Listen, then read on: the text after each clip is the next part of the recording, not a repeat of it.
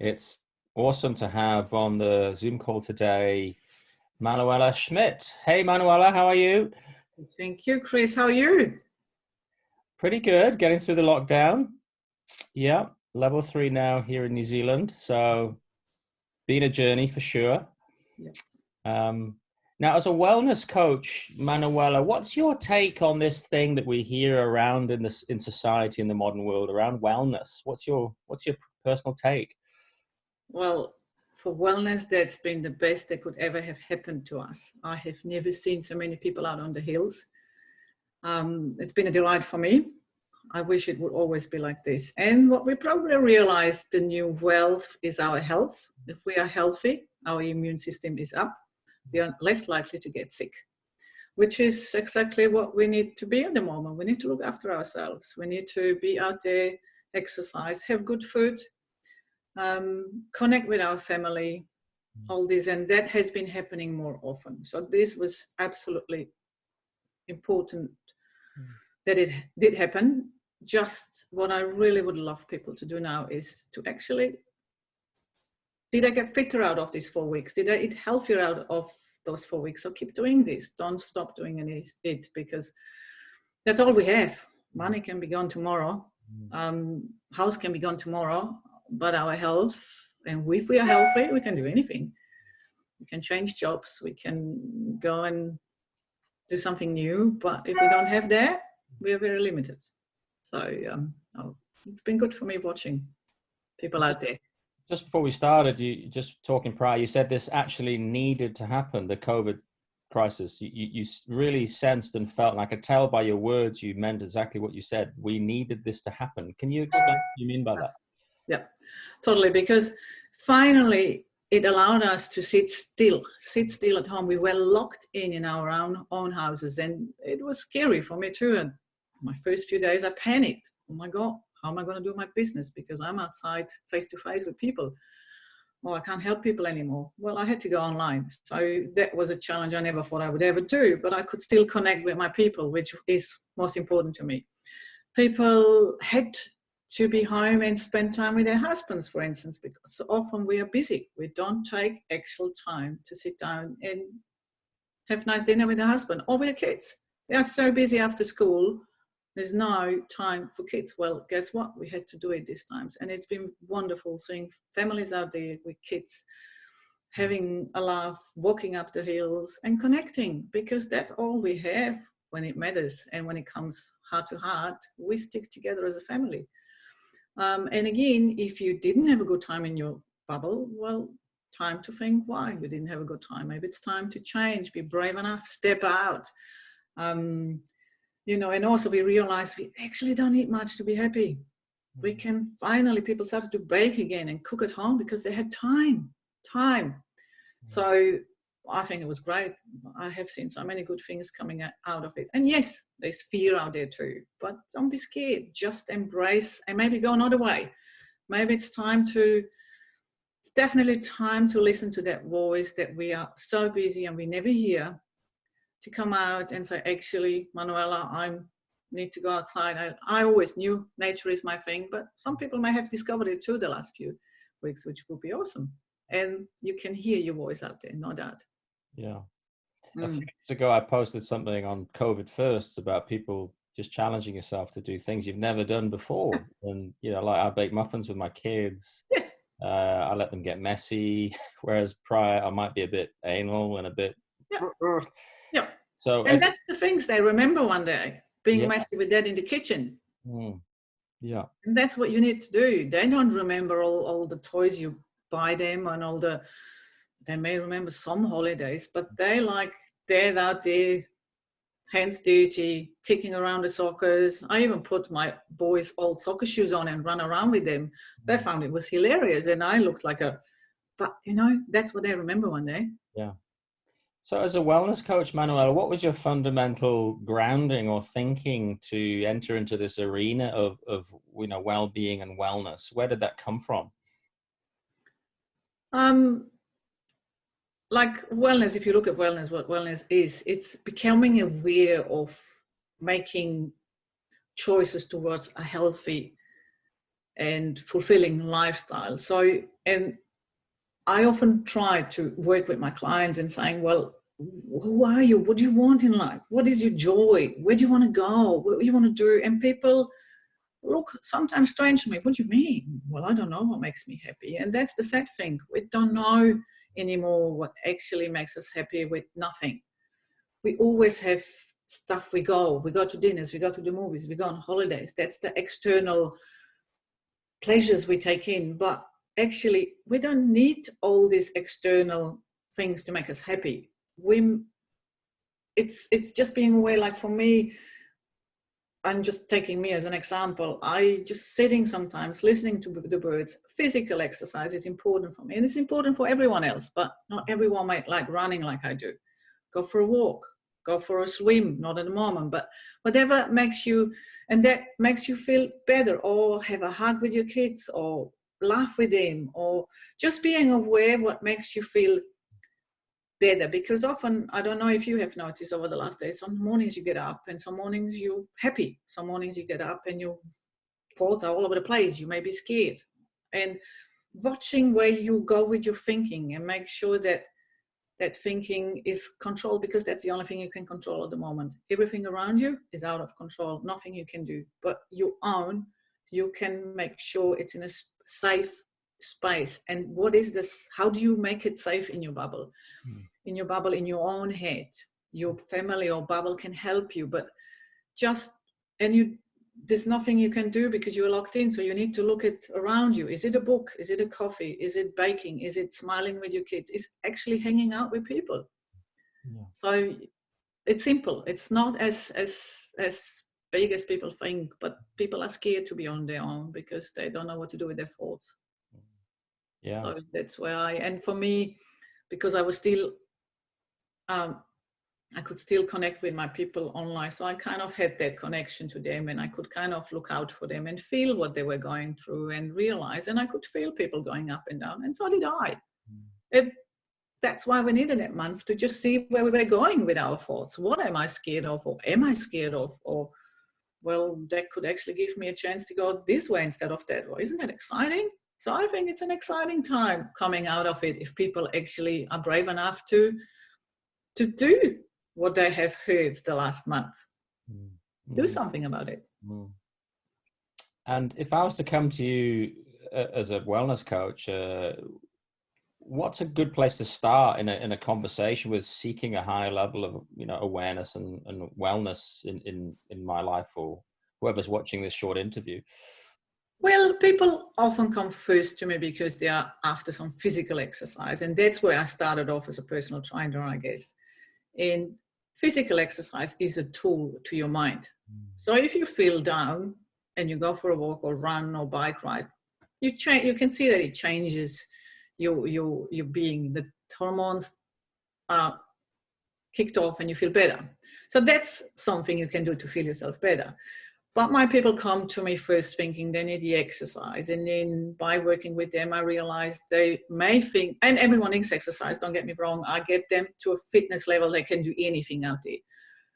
But it's not necessarily, I don't train the ego of the exercise. I train them to feel better and for their health, so to age gracefully. But then there's not just exercise, there's food, there's sleeping, there's the social part of my classes I provide them. Sharing of stories. I work with men, I work with women.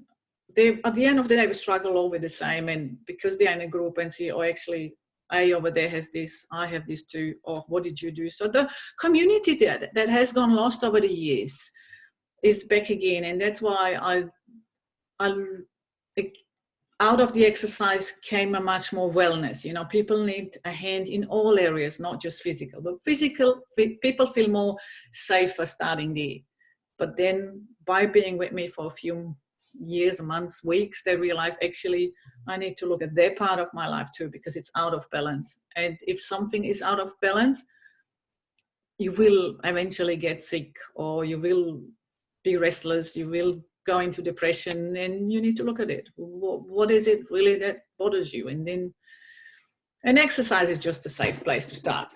That's why I probably would look at it with you. I would you would come probably first with exercise and you may end up somewhere else.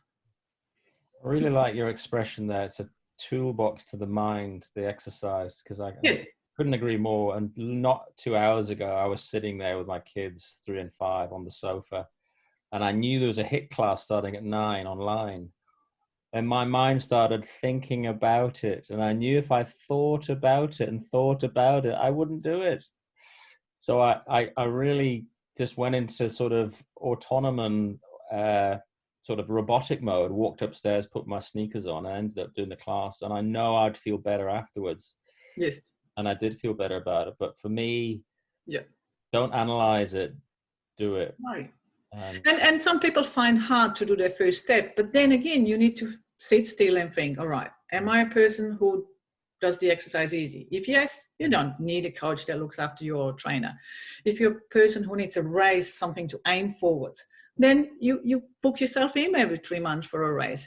If you are the person who actually likes exercise and some social interaction, well, then maybe you look up for classes like me.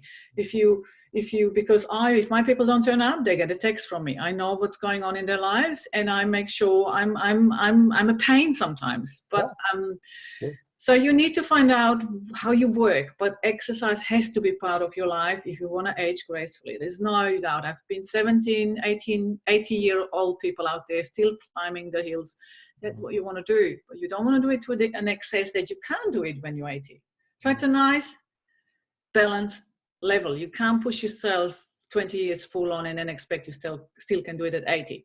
So it's that balance of life. You go out there to enjoy it for your heart, not necessarily to be number one to the finish marathon, you know? Yeah. That's not what I'm after. And again, we were talking about learning how to sit still, and the great opportunity we have now in this situation of learning how to do that. And I shared a story of the local priest who did a video online about, learning to sit in a room by yourself, just with your thoughts. So, and you were really convicted when we shared those stories. Can you just elaborate a little bit more on why and how that's so important, and what could someone watching this do as a first step to learn how to sit still by themselves with their thoughts? I mean, again, for me, exercise gave me the choice that I could go up on a hill and sit down and be still and just sit still. And that's why I've always done exercise. I've always said to my people as well, go alone. So now we were forced to go out on our own or in our bubble. Well, finally we are on our own. So we sit down and we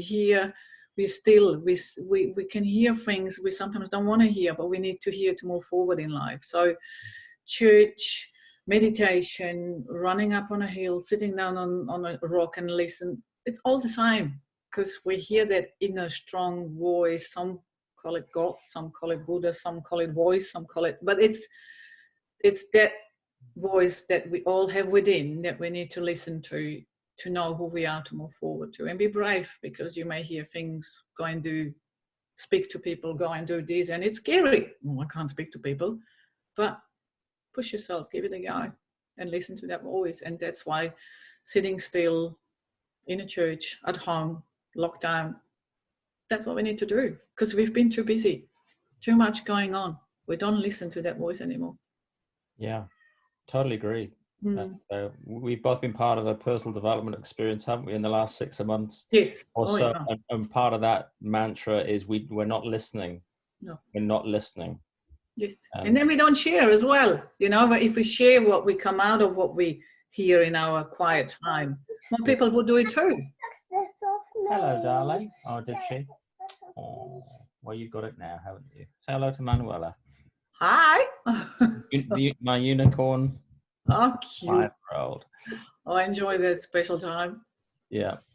But the point about listening is so valid, isn't it? Like, people are unconscious at the wheel, they're overly connected, they're checking this and checking that.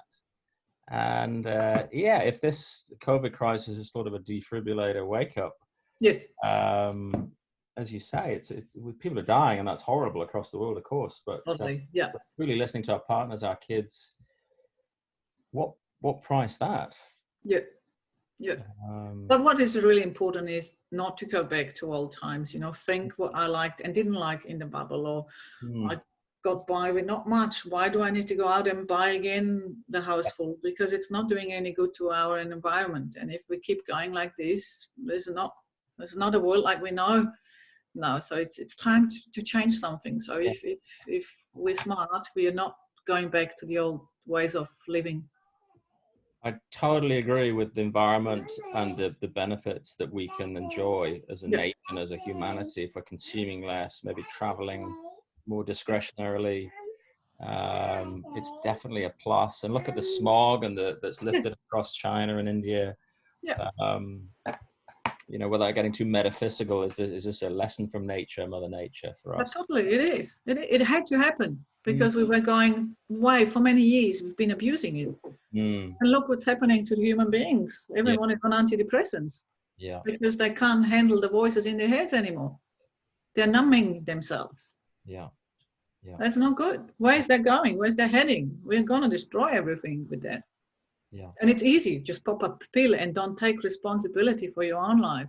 It's Mm, easier to, oh, no, I don't want to think. I don't want to have to do this. mm. It helps sometimes. I'm not saying it's not right, but it's sometimes an easy way too, and that's not necessarily the right way. Can you think of a client breakthrough, Manuela, that you might have coached someone in maybe in the last year or two? And what were the I sort of... mean, I work with people from men coming out of prison. They have an addiction background and they are in a rehabilitation program after coming out of prison. And I work with men. At the moment, we work online. And it's just been wonderful working with those men because, as I said, they have an addiction background. They come out and they are little boys in big men's body. They want to be seen. They all have talents in there. They have done something stupid. They've been in prison. They come out. And I see each of them, they have uh, a potential. And I had one guy who was wonderful. He used to watch my class. He was a bit bigger guy. They often put a lot of weight on in prison. And then he was watching me. And I always used to say, come on, you need to join us. And, and if you don't do it for yourself, do it for your children because you're an inspiration for your children. And he joined in a bit, but you could see because he had 20, 30 kilos too much. It was hard for him to move. But I always adjust the exercises. They can do something, right? Something is better than nothing.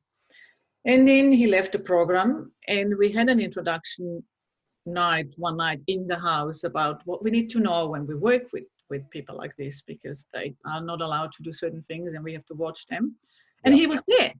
And I looked back and I didn't recognize him. And I thought, oh, he has lost weight. And again, that made my heart go faster. And he knocked on my shoulder at the end and said, hey, Manuela, look at me. I said, oh, wow, what did you do? I said, well, I did listen to you, right, Manuela? I went to the gym and I took my whole family with me. And look at me, I feel so good. And I did this. And he was there and he was speaking that night. He was full of confidence because exercise was the first step for him out, losing the weight, inspiring his family because the kids watch you. And stories like this keep me going. All the messages I get from my people, I have messages, my other woman as well, from a shy person, they grow up into beautiful flowers, get confident, go out there and do things I never thought they would. And that's just with the start of exercise. Where they head with it, we all start doing exercising for different reasons, but it gives you that power or strength or to go to certain places you need to go, which you never thought you would. And that's why I love what I do.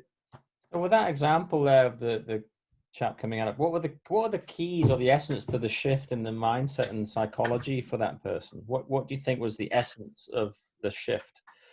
And I think often when I watch those people is they kind of go in a victim role. They think, oh, but my upbringing was really hard, and it was hard. I'm not saying it wasn't hard, but yours and mine wasn't easy either. We come to a point where we make choices. All right, it was hard, but it's not my mom's fault or my dad's. Now this is my life given to me.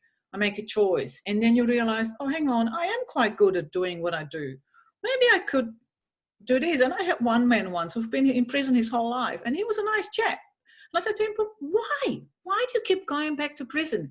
And then at that stage, his grandkids were or also going to prison. And I said, but if you would stop and change this around, maybe you're an inspiration for someone else, and you may touch just one or two people. But if you touch one or two, it's more than none.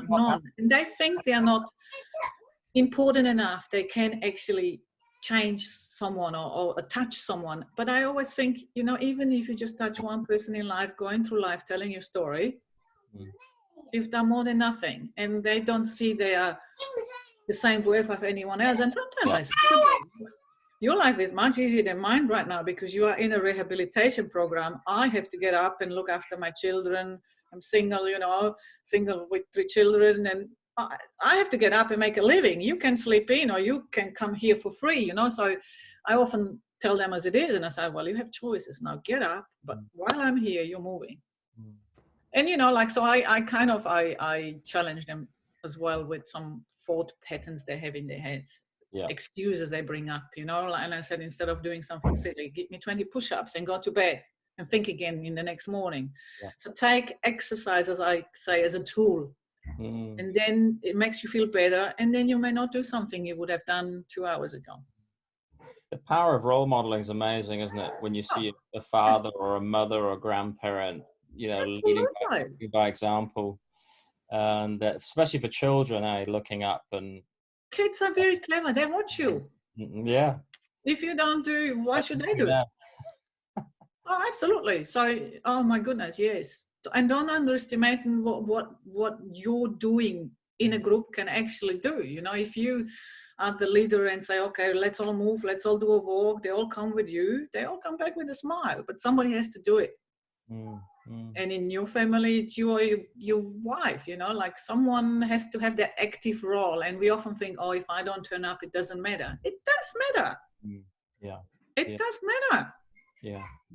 What's your approach to, if someone's not disciplined in their thinking or their actions to their exercise, and they lack self-discipline, what are your sort of strategies or approaches to sort of call that out and then look to help them to work on their self-discipline? And that's sometimes hard in my job, watching that, because I have people coming to me and they start off really well and then they kind of stop. And that's why they never get to a place, because they always stop whatever they start. But I provide them with classes for a term, and I do this on purpose because I have to commit to them and they commit to me as well. So if they don't turn up on a Tuesday because child has been sick 2 times, there's a class on Wednesday. So I provide them a few options. There's no excuses not to turn up. And again, if I see people, I have clients who then go away for a few months and then they often come back again, because again, I challenge their thinking. So what is it that you didn't like, or why did you stop? Have you done this before in your life, or have you done this at work? Are you often someone that gives up? So what is it? Because often I just challenge their thinking, where it comes from, and or is it maybe me that you don't like the classes? Is swimming better for you? Because again, I always say to my people, if you don't like me, don't stay with me, because you're not going to last. You need to find something you love to do. I'm just talking to Manuela right now.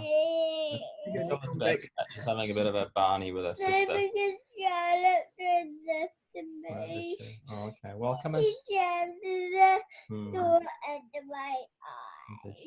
dear. Okay. Well, I'll see you in a minute. And Daddy, the TV's not working. I can't find Ladybug. She can't find Ladybug on Netflix. Oh, cute. Oh, dear. So I'll see if I can fix it a minute after I've spoken to Manuela. Is that okay? Thank you, darling. Discipline. I mean, a part of success is discipline, integrity. If you want something in life, you have to work hard for it. If you want to be healthy, you have to do something. And I say once a week is better than nothing. So, if you struggle to do 5 times a week, do at least once a week. Have a structure that keeps you doing. But if you want to get to places in life, not doing it is not an option.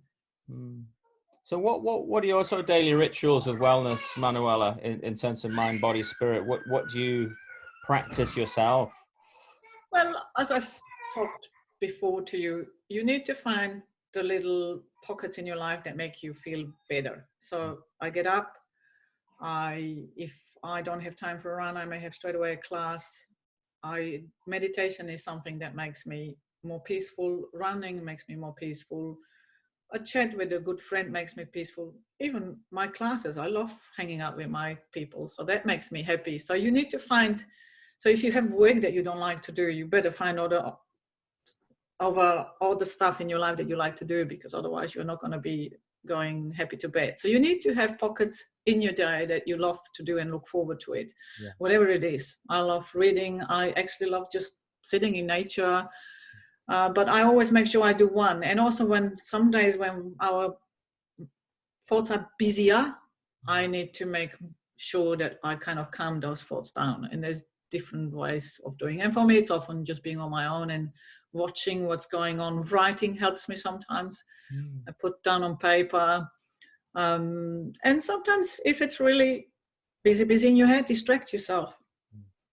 Distract. Go and do something else. Go. But physically is often a good way to get rid of those thoughts. For most people, I often see, I have never seen a person who has done exercise and not smiled afterwards. Never. Yeah, there's no such it's thing. True. Never. There's no such thing as a, what did they say? An unhappy, bad gym session or something. Yeah, absolutely. What about if we think about the busyness syndrome? And I know there's lots of advice out there, but if say you might get somebody who might be a single mum and you know, they're always on the go, and perhaps the inner voice and the guilt starts talking if they're having time to themselves, or what is there ways in which you can reverse out that sense of overconnectedness or guilt that you're not on the go 24/7? Yeah, I mean, I used to do this being on the go 24/7 because I didn't want to be on my own and hear that voice. So you come to the point in life where you actually, it's too much that you feel that you are not, it's too much, too stressful, and you're not in a good space when you go to bed. So I have come to the point there where I actually ask the question every time I do meet someone or do something, do I like doing this? Why do I do this? Because I want to please the others, or because it comes from my heart? So coming from my heart is a yes. So I have then started to do nothing else. I said, actually, no, I don't like to go out again to the pub because I've done it 2 days ago and it actually doesn't make me feel that good anymore. I'm not doing it. And you may be a bit odd because you're not going with everything that's happening out there, but being brave enough, and even if you see things you really want to do, then go for that and cancel other things out. I mean, I don't have much family around here, so I don't have to turn up to family meetings or whatever, but even just always ask the question, why do I do this? Do I do this because I love it? If it's a love it, go for it. But if it's not a love it, don't waste your time, because you only have 24 hours and a day, and there's so much things I want to do, reading books, talking to people I enjoy and inspire me, be on my own, do my art, there's so much, and there's never a time. But so that's why it's somebody said to me once, you have 24 hours, just choose wisely what you do with it, because you may only have another 48 hours left. You don't know what's tomorrow. Don't waste your time, because you don't know what's around the corner, and just enjoy it as it will be your last day. Do you feel in your life your attitude to personal development and growth and fitness and well-being over our decades, 20s, 30s, 40s and above, do you feel as if you've sort of been on a journey of self-education and awareness and knowledge through the eras of your life? Absolutely. I mean, I've got a business degree. I never thought I would do personal training or well-being coach, but people always used to say, oh, you should do this. But I haven't done it for years because I was too scared. Oh my God, what do I do, Adi? And then it comes to the age where it kind of gets thrown at you, and then you start doing it, and you just start somewhere, and you realize, oh, I do love helping people doing exercise for the right reasons, coming from the heart, doing something they love to do and stick to it. And then out of that, I realized what a big impact the mind has. Our mind is huge. It's also muscle. We need to control and build and work with it. And people don't realize what a big impact the mind has. And I have all learned this through my own journey through life. Like I moved here, no family, 3 kids, got divorced on my own. It's scary. but it also helped me to grow up and to think, what do I actually want in life? What's important to me? What have I done wrong? What did I learn out of it? It's fascinating. Nothing happens to you just like this. There's a reason behind, and there's always a positive side of it. And that's why even this COVID-19, this is good. Now take it and do something with it. It's not bad. Nothing is bad in life. Nothing. Can you think of a learning or a watershed or a tipping point moment in your growth where you've actually shifted in your own mindset towards doing something different? Is there any pivot points in your life? I remember when I moved into the house where I'm now, I used to train from the garage, when it rains, because I believe in being outside. So, but when it buckets down, I take my people inside. And my neighbor didn't want me to work from home, so she got council involved and got it through that I couldn't work from home. So that was a panic. Oh my God, I'm self-employed on my own, 3 children, I can't work from home anymore. And I remember being down on my knees thinking, I just want to go back to my mum. And I'm not necessarily close to my mum, so that's not a fault. That I was quite, oh my God, I want to go to my mum. Yeah. But being down that low and thinking, there's no way I can get out of it. In those moments, I just crawled to bed. I remember the day, got up in the morning and I thought, I remember, and that this came to me out of thinking, right, okay, it's time to stand up and use my voice and fight back. And I have never liked to fight or have fights with my neighbors or fight with anyone, but I had to learn to find my voice and actually said, I am fighting for my people here. They can keep doing the exercise and I'm not doing noises or whatever, but I have to stand up now and fight for what I want for my people. And those powers came out of nowhere. I didn't even know I had. And that's why, we have to go through hard times sometimes to realize what we're made out. And that's why this COVID-19, we have sometimes to get pushed in a corner to realize actually we are not just a waiter. We can also be a speaker. We have so many talents, but we don't use it half. And often when we're pushed into a corner, and that's when I look back, through my whole life where I thought, oh my God, there's no way I can get out of it. Oh yeah, there's always a way. But go to bed first, think about it. Don't do anything stupid straight away. And then come up. And it's amazing what comes out of you and what you can do. And it comes from, I don't know what it is, but it gives you this power that you think, right, watch me. And that's quite cool. And that has happened a few times, but it's always the moments I thought there's no way out of it. Yeah. In sense of the future we live in New Zealand, we're both from Europe. What would you like to see coming out of this crisis from a health and well-being point of view, maybe societally, workplace, governmental, from learning and to increase our sense of awareness of each other and, self-care and looking at, eating habits, childhood obesity, all these multiple challenges in health and well-being. What would you like to see? New Zealand has been, for me, always an advantage because it's less people, more space to go outside, more green, I would say, less damage compared to Europe. Europe is busy. It's people chase money, work from 7 to 7. And my family used to laugh saying, what are you doing in New Zealand? You don't even earn money. But I chose lifestyle over money. And that's what we need to do more, lifestyle over money.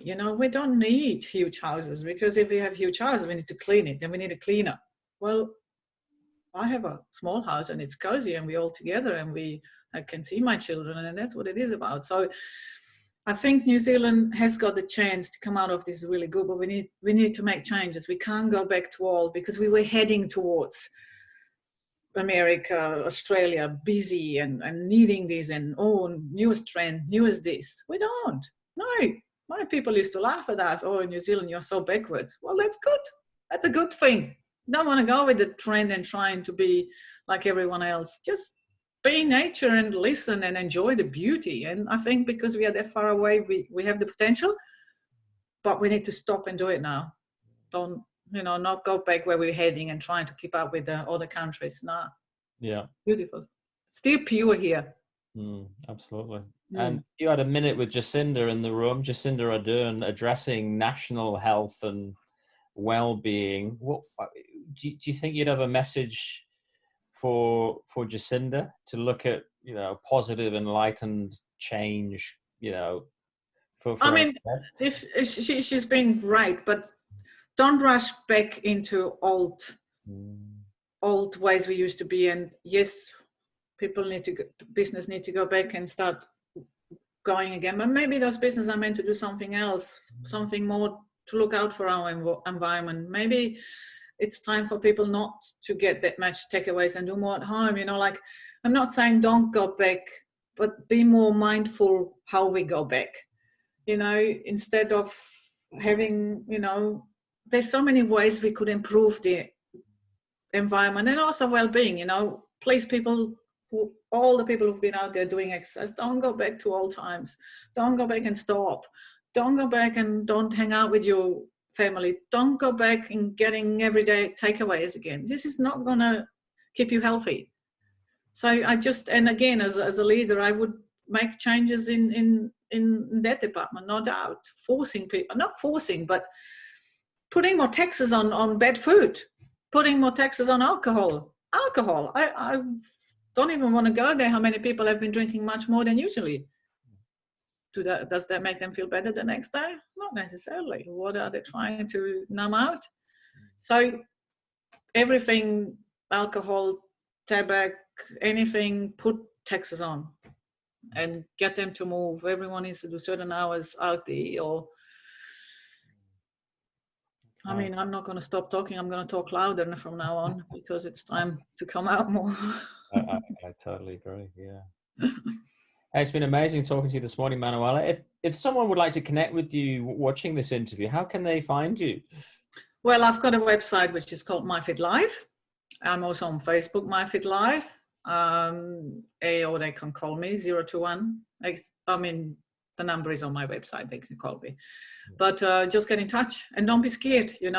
That's often the first hurdle people have, getting in touch. We all have started somewhere. So did I. And I'm glad there were some people around sometimes who just were the right people for me. So reach out. Great. That's all I can say. Yeah. Don't be scared. You can do anything if you put your mind to it. And having someone that believes in you, that's all you need. Yeah, it's been amazing talking to you this morning, Manuela. Even with our little interruptions from our little... that's good. That's life. Nothing has to be perfect. Life is not perfect, but it's exciting. I'm just going to head downstairs and see what the landscape looks like and just go, oh, well. Doesn't matter. Something you remember later on. Yeah, absolutely. Yeah. Okay. Yeah. Thank you so much, Chris. All right. And we'll see you real soon. Yes. Okay. Thank you. All right. Bye. Bye everyone.